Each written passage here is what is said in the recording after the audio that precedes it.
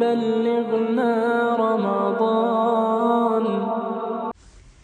اعوذ باللہ من الشیطان الرجیم. بسم اللہ الرحمن الرحیم. رب اشرح لی صدری ویسر لی امری واحلل عقدۃ من لسانی یفقہوا قولی واجعل لی وزیرا من اہلی.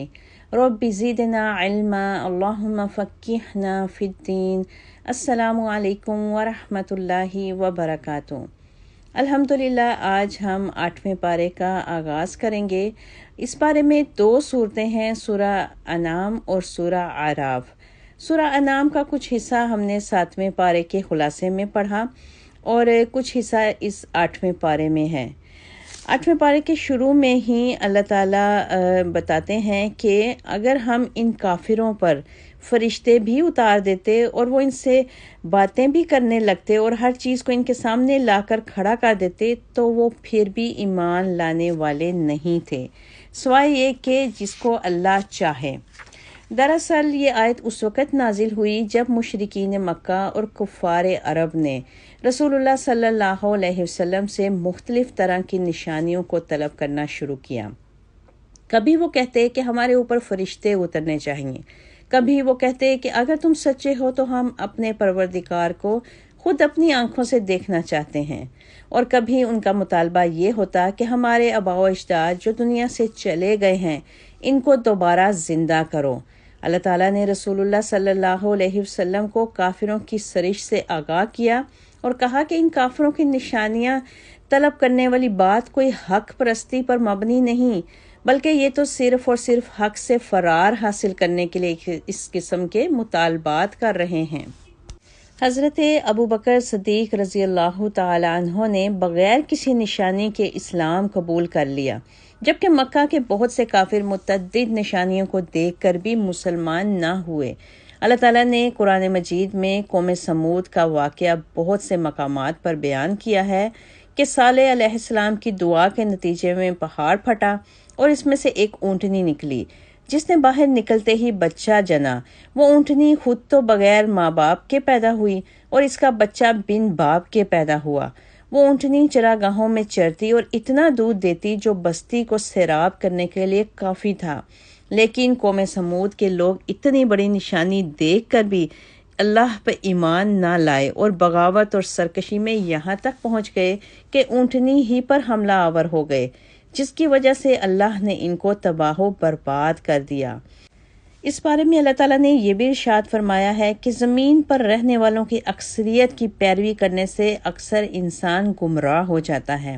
یعنی اس آیت سے پتہ چلتا ہے کہ ضروری نہیں کہ اکثریت ہمیشہ حق بات کہے، بلکہ کئی دفعہ زمین پر رہنے والوں کی اکثریت کی پیروی کرتے کرتے انسان گمراہی کی طرف چل پڑتا ہے.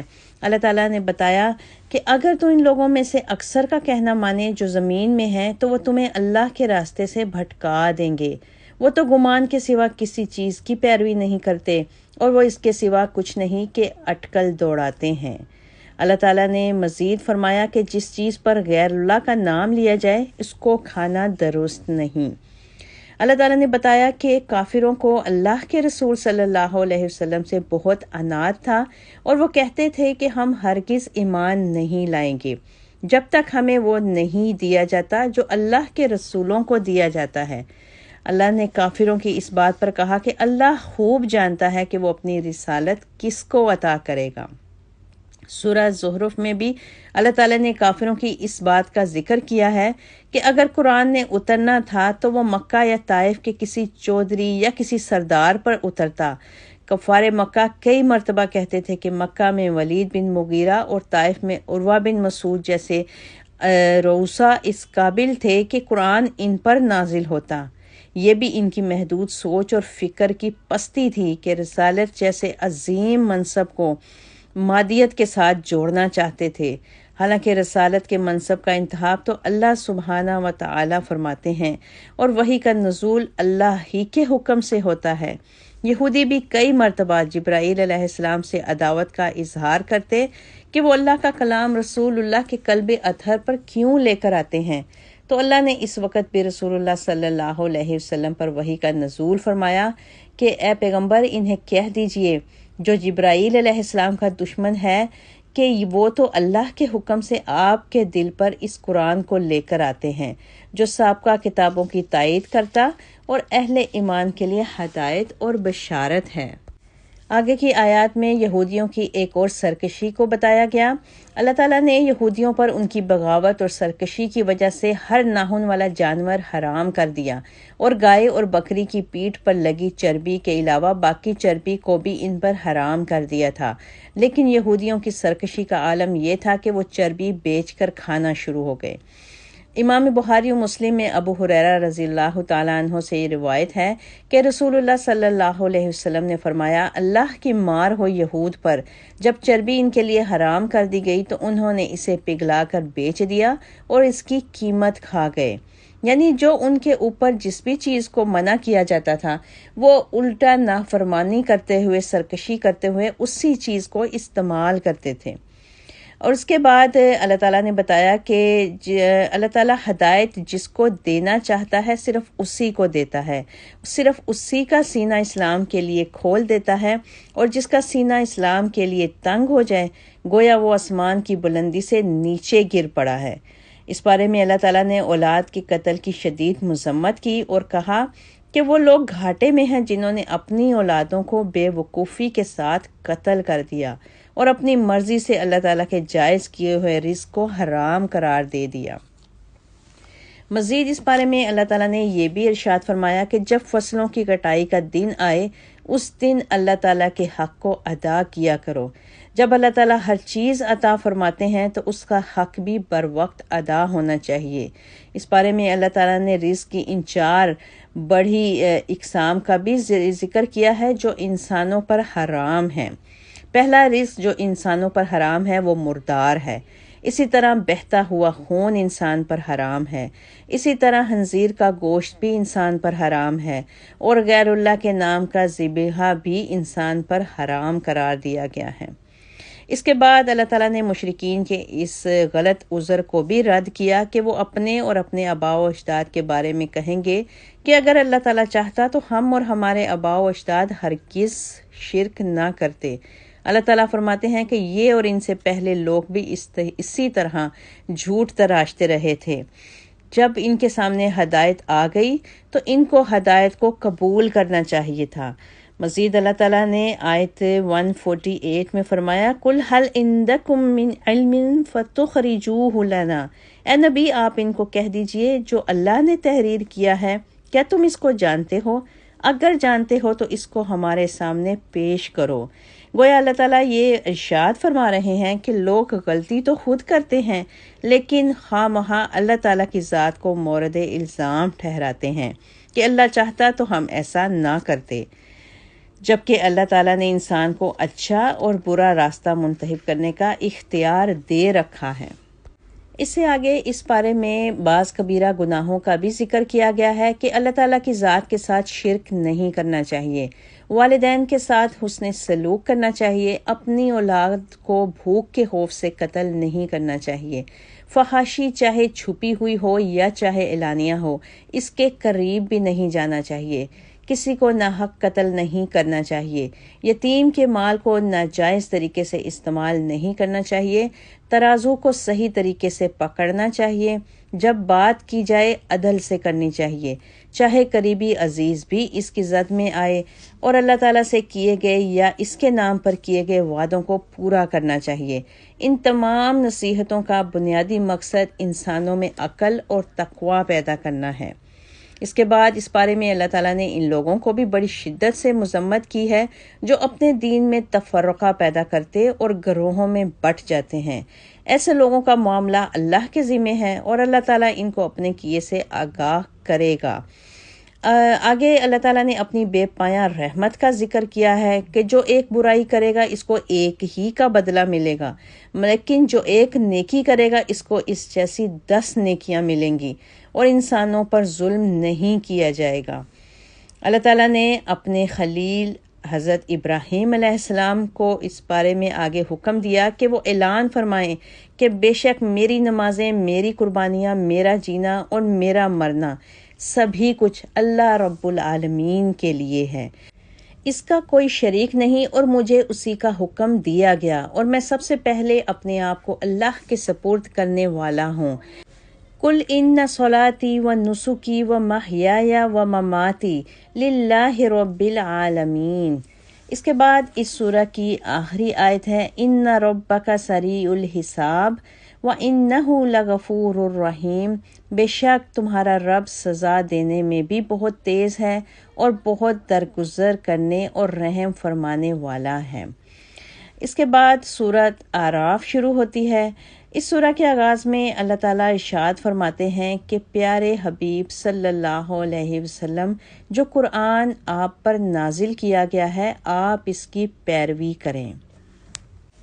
اس کے بعد اللہ تعالیٰ نے قیامت کے دن کے وزن کا ذکر کیا ہے، والوزن یومئذ الحق، اور وزن اس روز عین حق ہوگا، اور کہا کہ کل قیامت کو وزن حق اور انصاف کے ساتھ ہوگا، تو جس کا پلڑا بھاری ہوگا تو وہ کامیاب ہوگا، اور جس کا پلڑا ہلکا ہوگا تو یہ وہ لوگ ہیں جنہوں نے ہماری آیات کو رد کر کے اپنی ہی جانوں کا نقصان کیا۔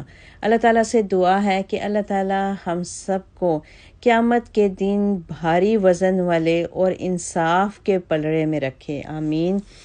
آگے اللہ تعالیٰ نے اس صورت میں ایک اپنے بہت بڑے انعام کا بھی ذکر کیا ہے کہ اللہ تعالیٰ نے انسانوں کو زمین پر ٹھہرایا اور ان کے لیے مختلف طرح کے پیشے بھی بنائے، اور پھر بھی کم ہی انسان ہیں جو شکر گزار ہیں۔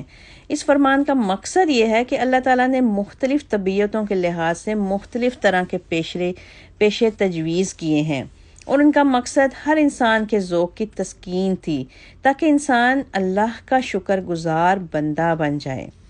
اس کے بعد سورہ اعراف میں اللہ تعالیٰ نے آدم اور ابلیس کے واقعے کو بڑی وضاحت کے ساتھ بیان کیا ہے کہ اللہ تعالیٰ نے آدم علیہ السلام کو بنانے کے بعد فرشتوں کو سجدے کا حکم دیا، مگر ابلیس نے اللہ کے حکم کو نہ مانا۔ اللہ تعالیٰ نے ابلیس سے کہا کہ تجھے کس چیز نے سجدے سے روکا جبکہ تجھے حکم دیا گیا تھا؟ تو ابلیس نے ضد اور انا سے کہا کہ میں آدم علیہ السلام سے بہتر ہوں، اس لیے کہ تو نے مجھ کو آگ سے بنایا اور اس کو خاک سے بنایا ہے۔ اللہ نے اس ہٹ دھرمی پر ابلیس کو کہا کہ تو نکل جا کہ تو ذلیل ہے۔ ابلیس نے اللہ تعالیٰ سے روز جزا تک کی مہلت طلب کی۔ اللہ تعالیٰ نے کہا تجھ کو مہلت ہے۔ ابلیس نے کہا جس طرح تو نے مجھے بدراہ کر دیا اسی طرح میں تیری سیدھی راہ پر ان کی طاق میں بیٹھوں گا، پھر میں ان پر ان کے آگے پیچھے اور دائیں بائیں سے حملہ کروں گا، اور تو ان میں سے اکثر لوگوں کو شکر گزار نہ پائے گا۔ اللہ تعالیٰ نے جواباً کہا تو یہاں سے حقیر اور مردود بن کر نکل جا، جو کوئی ان میں سے تیری پیروی کرے گا تو میں جہنم کو تم سب سے بھر دوں گا۔ اس کے بعد اللہ تعالیٰ حضرت آدم سے مخاطب ہوتے ہیں اور انہیں کہتے ہیں کہ اے آدم، آپ اور آپ کی بیوی جنت میں سکونت اختیار کریں اور یہاں سے جو جی چاہے کھائیں، لیکن اس درخت کے قریب نہ جائیں ورنہ آپ ظالموں میں سے ہو جائیں گے۔ پھر شیطان نے ان کو بہکایا تاکہ ان کے جسم کے ڈھکے ہوئے حصے ظاہر کر دے، اور کہنے لگا کہ تمہارے رب نے تمہیں اس درخت سے اس لیے منع کیا ہے کہ کہیں تم دونوں فرشتے نہ بن جاؤ یا ہمیشگی کی زندگی نہ حاصل کر لو۔ اور وہ قسمیں کھانے لگا کہ میں تمہارا خیر خواہ ہوں۔ ابلیس نے ان کو جھوٹی قسموں کے ذریعے سے پھسلا دیا۔ پھر جب انہوں نے اس درخت سے چکھا تو ان کے جسم کے پوشیدہ حصے ان پر ظاہر ہو گئے، اور دونوں پھر اپنے جسم پر جنت کے پتے لگانے لگے۔ تب اس وقت اللہ تعالیٰ نے ان کو پکار کر کہا کہ کیا میں نے تمہیں اس درخت سے منع نہیں کیا تھا اور تم کو یہ نہیں بتایا تھا کہ شیطان تمہارا کھلا دشمن ہے؟ تب وہ دونوں بولے ربنا ظلمنا انفسنا وان لم تغفر لنا وترحمنا لنکونن من الخاسرین۔ اے ہمارے پروردگار، ہم نے اپنی جانوں پر ظلم کیا، اور اگر تو نے ہمیں معاف نہ کیا اور ہم پر رحم نہ کیا تو ہم یقیناً گھاٹا پانے والوں میں شامل ہو جائیں گے۔ اللہ تعالیٰ نے پھر کہا تم سب یعنی آدم، حوا اور شیطان نیچے اتر جاؤ، اور تم ایک دوسرے کے دشمن رہو گے، اور تم کو ایک خاص وقت تک زمین پر ٹھہرنا اور رہنا ہے۔ پھر اللہ تعالیٰ نے کہا اسی میں تم جیو گے اور اسی میں مرو گے اور اسی میں سے نکالے جاؤ گے۔ اس کے بعد اللہ تعالیٰ نے تمام انسانوں کو مخاطب ہو کر کہا، یا بنی آدم، اے اولاد آدم، تم کو شیطان نہ بہکا دے جس طرح اس نے تمہارے ماں باپ کو جنت سے نکلوایا اور ان کے لباس بھی اتروا دیے تاکہ وہ ایک دوسرے کے سامنے برہنہ ہو جائیں۔ بے شک وہ اور اس کا قبیلہ تم کو وہاں سے دیکھتا ہے جہاں سے تم انہیں نہیں دیکھ سکتے۔ اس کے بعد آیت 26 میں لباس کے آداب اور مقاصد بتائے گئے، اور اس کے بعد آیت 31 میں آداب مسجد بتائے گئے۔ اللہ تعالیٰ نے مسجدوں میں آنے کے آداب کا بھی ذکر کیا کہ کہا مسجد میں آتے ہوئے انسانوں کو اپنی زینت کو اختیار کرنا چاہیے اور اچھا لباس پہن کر مسجد میں آنا چاہیے۔ اس سے آگے کی آیات میں اللہ تعالیٰ نے جہنم کے مناظر کا ذکر کیا کہ جہنم میں داخل ہونے والے گروہ اپنے جیسے سابقہ گروہوں پر لعنت کریں گے، یہاں تک کہ سب جہنم میں جمع ہو جائیں گے۔ اللہ تعالیٰ فرماتے ہیں کہ بعد میں آنے والے پہلے آنے والوں کے بارے میں کہیں گے، اے ہمارے رب، انہوں نے ہمیں گمراہ کیا، اس لیے تو ان کو دگنا عذاب دے۔ جبکہ پہلے آنے والے بعد میں آنے والوں کے بارے میں کہیں گے کہ تم کو ہم پر کوئی برتری نہیں، تم اپنے کیے کے بدلے عذاب کا مزہ چکھو۔ پھر اس کے بعد اللہ تعالیٰ نے اس بات کا بھی ذکر کیا کہ اہل جنت جہنمیوں سے مخاطب ہو کر کہیں گے کہ ہم پا چکے ہیں جس کا وعدہ ہمارے رب نے ہم سے کیا تھا، کیا تم کو بھی وہ کچھ مل گیا جس کا تمہارے رب نے وعدہ کیا تھا؟ تو وہ جہنمی جواب میں کہیں گے ہاں۔ اس پر ایک پکارنے والا پکار کر کہے گا کہ اللہ کی لعنت ہو ظالموں پر۔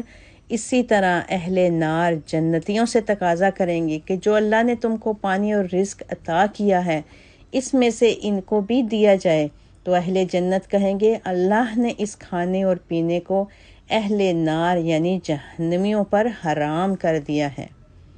اللہ تعالیٰ نے اس پارے کے آخر میں اصحاب اعراف کا بھی ذکر کیا۔ اصحاب اعراف ایسے لوگ ہوں گے جو جہنم کے عذاب سے محفوظ ہوں گے، لیکن اعمال میں کمزوری کی وجہ سے جنت حاصل کرنے میں ناکام ہو جائیں گے۔ جب وہ جنتیوں کو دیکھیں گے تو حسرت کریں گے کہ کاش ہم بھی جنتی ہوتے، اور جب وہ جہنمیوں کو دیکھیں گے تو اللہ تعالیٰ کا شکر ادا کریں گے کہ اللہ تعالیٰ نے ان کو آگ سے بچا لیا ہے۔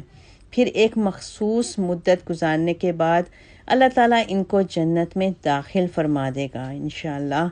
اس بارے میں اللہ تعالیٰ نے اپنے بندوں کو حکم دیا کہ خوف اور طمع کے ساتھ اللہ کو پکارتے رہنا چاہیے، یعنی دعا کے آداب بتائے۔ بے شک اللہ کی رحمت نیکوکاروں کے قریب ہے۔ اس پارے کے آخر میں اللہ تعالیٰ نے ان قوموں کا ذکر کیا جو اپنی بدعمالیوں کی وجہ سے تباہ و برباد ہو گئیں۔ ان کا تفصیلی ذکر انشاءاللہ تعالیٰ سورہ ہود میں ہم پڑھیں گے۔ اللہ تعالیٰ سے دعا ہے کہ اللہ تعالیٰ ہمیں اس بارے کے مضامین کو پڑھنے، سمجھنے اور اس پر عمل کرنے کی توفیق عطا فرمائے، آمین۔ وآخر دعوانا ان الحمد للہ رب العالمین۔ سبحان ربک رب العزۃ عما یصفون وسلام علی المرسلین والحمد للہ رب العالمین وما علینا الا البلاغ۔ بارك لنا في صوم شهر رمضان وأعنا فيه وفي غيره على الصيام والصلاة والقيام وعلى تلاوة القرآن وقطع عنا حزب الشيطان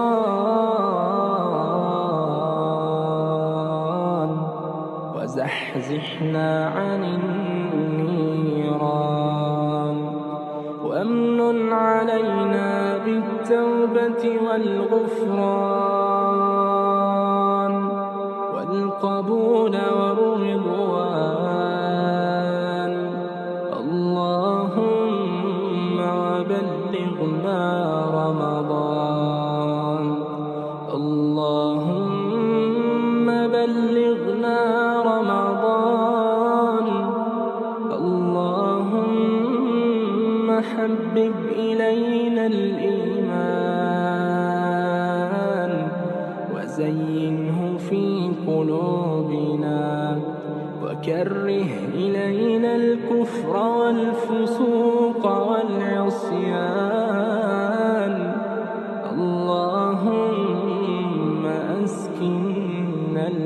الجنان وزوجنا من الحور العين الحسان وآتنا من كل فاكهة زوجان في دارك دار السلام بمنك وفضلك وجودك وكرمك وإحسان لطفك يا ذا الجلال والإكرام. اللهم وبلغنا رمضان اللهم وبلغنا رمضان